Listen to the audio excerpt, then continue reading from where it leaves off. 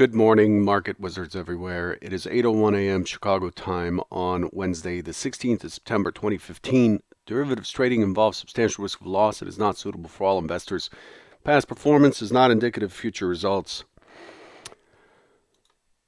A fair amount of movement overnight in the Asian markets. China's stocks rallied sharply into the close. The Shanghai Composite finished plus 4.9%, plus 4.9%. U.S. Treasuries rally a little bit off of yesterday's lows. WTI is higher after the API data showed crude oil draw. API oil inventories yesterday came in for crude at negative 3.1 million barrels. Cushing came in at negative 1.5 million, gasoline plus half a million, and distillates plus 3.1 million. So we're gonna see how that translates to the DOE numbers coming in today at 9:30 Central, 10:30 Eastern. The S&P cuts Japan's sovereign rating to A plus from AA minus, dropping it one notch. Outlook has been revised to stable from negative. So that kind of canceled itself, but it's pretty big news looking at the sovereign rating of Japan, which is one of the largest liquidity providers in the world. MBA mortgage applications today in the U.S. For last week came in at negative 7% versus negative 6.2 prior. And August CPI came out at 7:30 Central about a half hour ago. August CPI came in at negative 0.1 in line. First month-to-month decline since January. So it was expected at negative 0.1%, but it is the first month-to-month decline this year. CPI ex food and energy came in at 0.1, also in line. And just as a reminder, today's S&P fair value to the December contract is 10.8 points, meaning negative 10.8 points, meaning the futures are trading 10.8 points below the S&P cash index. Looking ahead at today's releases, at 9 o'clock, just a half hour after the open, we have the U.S. NAHB Housing Market Index expecting 61. At 9:30 Central, 10:30 Eastern, we have the Department of Energy's U.S. crude oil inventories expecting plus 1.75. Remember, the API inventory came in at negative 3.1, and the expectation for DOE is plus 1.75 million barrels. Distillates looking at 250,000 barrels. On the positive side, the API came in at positive 3.1 million, and gasoline inventories expected at negative 500,000. API came in at plus 500,000. So that's likely to drive that market today at 9:30. As far as speakers, we're looking for Angela Merkel to be making comments out of Berlin this morning at this hour here at 8 o'clock. At 8:15, we're looking for Bank of England Speaker Carney, McCaffrey, Forbes, and Whale on the inflation report for those who are trading gilts and FTSE and so on. And then the FOMC meeting begins today. It's a two-day meeting with the announcement coming out at 1 Central tomorrow with a press conference right after that. So that's what's driving us for this week is the FOMC meeting. Also, we have Oracle announcing after the markets today at 52 cents expected. Let's switch gears. Today is likely to be, so I've spent 4 minutes on that, I think. But today I'd like to get into a little bit more depth as to what we've done over the last couple of weeks. So I'm going to start you off with something a little bit different. I'm going to look at the market profile on a weekly basis. You don't see this, you don't see me post this often, but it's definitely something that I look at. I have a weekly profile as well as a daily profile that I keep on the side just to see where the singles are in the market profile versus the low volume nodes in the volume profile. This is not necessary for your analysis, but market profile is a way of organizing the data a little bit more cleanly. It's almost like throwing a moving average on a bunch of prices. It tends to smooth things out because it is time-based. It's based on a half-hour bracket. But here's a weekly market profile. So let's get into this. Here's a weekly market profile. So you can see the drop that happened on the week of the 17th of August, and then that Monday of the 24th. You could see that there's some quite a bit of volatility here, and the December adjusted price is down at 18.20, 21.22 for the low.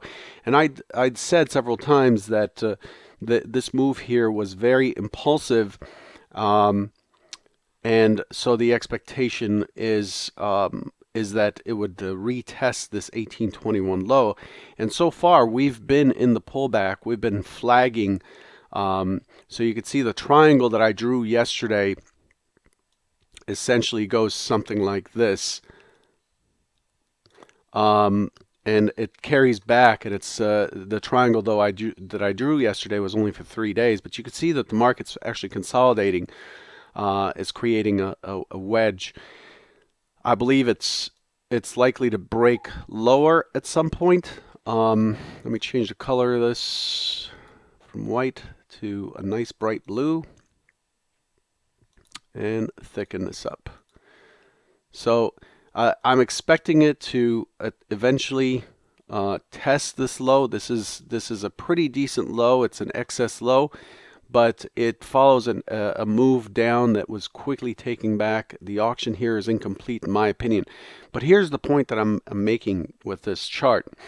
If I split out the last few weeks, we can easily see what each day has done. And essentially what we did last week is push up, then we had a big down day, a trending day, and then we have a recovery day, and then we attempted to go lower, and we pushed higher into Friday.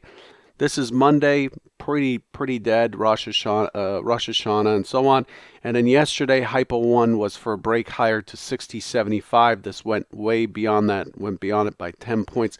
But you could see clearly here what the market has done, and there's our wedge right there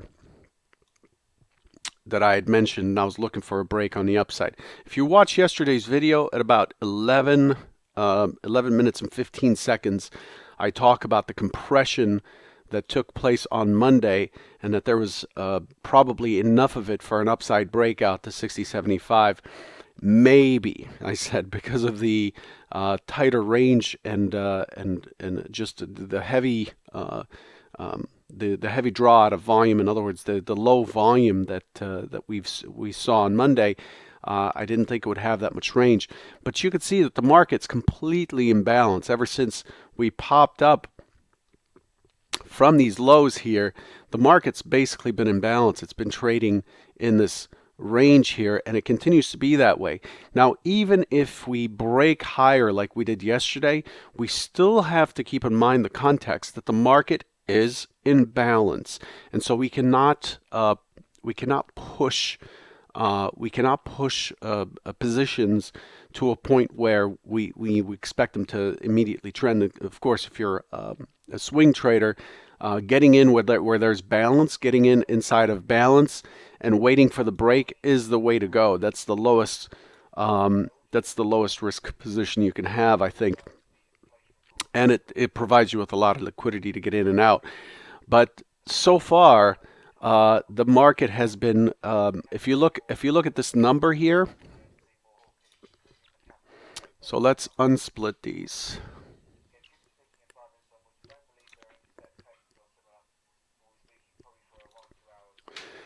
If we look at the rotation factor, this week's rotation factor is 9. That means we've made 9 higher highs and higher lows.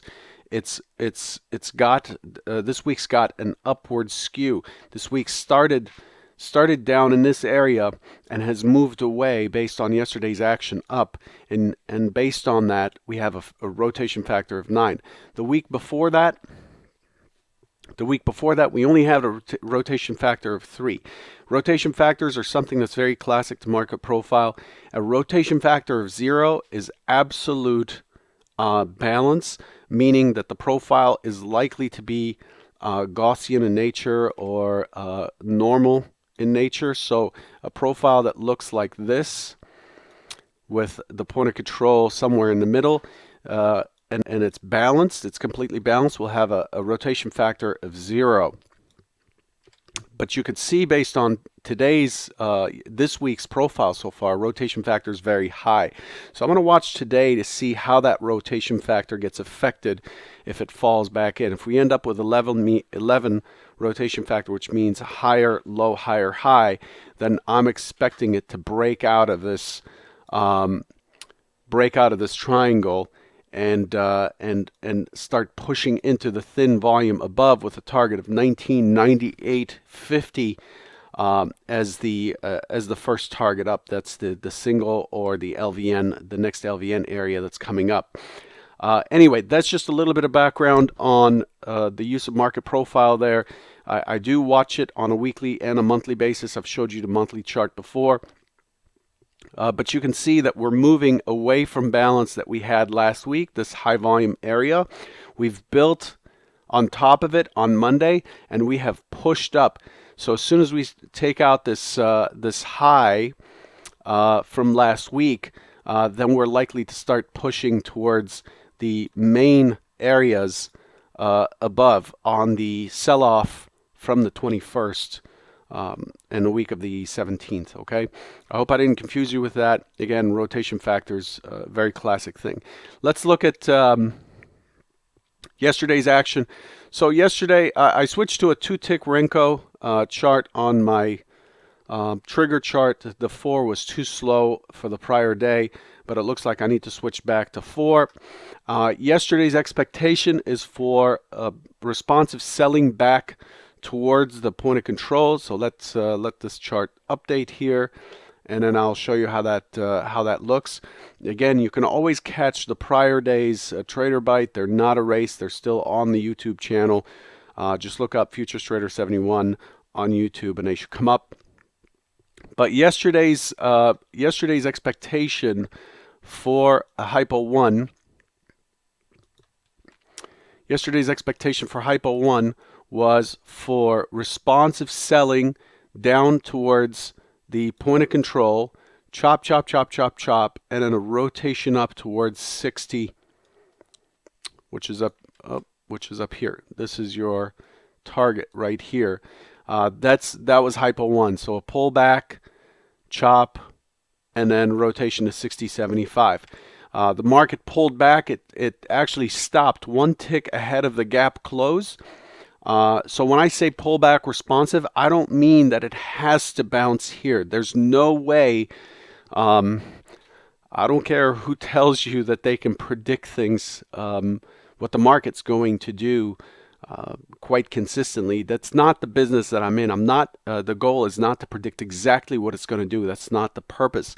The purpose is to predict what the bias is likely to be given the information that I have, and then to respond, to be prepared to act on that bias. But the market can turn at any point, and it chose to turn just a tick ahead of the prior day's close, and then it rotated back up and straight to 60.75, pushed through by 2 ticks at 61.25. This is an impulsive move here. So the expectation is for a pullback and a continuation, and that's what we got. We got a little flag going here, and then we have a break higher and a continued higher. Notice that the point of control is at the upper end of yesterday's profile. Notice also that we have a poor high. This is a very poor high that has not been broken overnight. The expectation when we have this type of poor high is that we break it overnight. The trade overnight has had a wider range due to Greece than China than the day session. So we've had this trade has been taken away overnight, which it has not so far this morning. So that's good news for us. But we still have an auction that did not complete. We did not continue higher, and we don't see a taper on the profile. We want to see it taper off like this. The point of control is on the high side, so there's a lot of energy at higher prices. As long as it does not get below the overnight low this morning, the expectation is for a higher high and for us to move towards the next big target above. So the next big target above is 85.75 with a gap close, with a gap still open at 80.50. So the expectation is for this to chop around here in the morning, maybe pull back, and then we're looking for 85.75. The caveat to that hypo, and that would be hypo 1, the caveat to that hypo is that yesterday's range is somewhat extended. Yesterday we had basically 29.5 points of range. That is much higher than normal, even in this volatile, since the volatile movement. So the chance that the market will continue to extend the range even more, it would require another 18 points or so to get to that 85.75, is not a very high probability.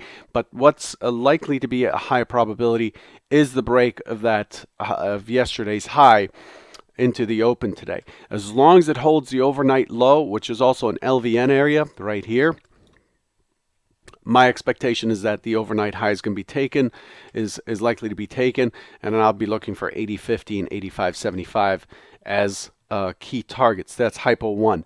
If we do trade around here and then break the overnight high and fall back through, note that the overnight range is very tight, so it's likely to break. It has a higher chance of breaking both, and it starts to move through the overnight low.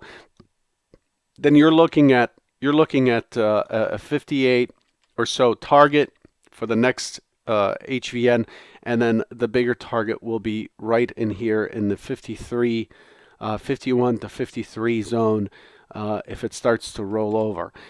Again, we had pretty good energy on Monday to have this breakout. We've had the breakout. It's probably going to it wouldn't surprise me if it breaks and it just sits in here with the FOMC around the corner. Is that confusing? Maybe. I know I'm telling you a lot, but this is how things are shaping up. We'll look at the overnight profile. Pretty good taper on the low. And the a decent taper on the high, not perfect, but the profile skewed to the high side, and the market's stuck in the middle here. So I expect this to resolve to the upside. Okay, so that's how things are shaping up. I'm over my time, and hopefully you found that useful. I'll check in with you tomorrow. Don't forget FOMC tomorrow, big day. Expect a lot of volatility. Take care and good luck.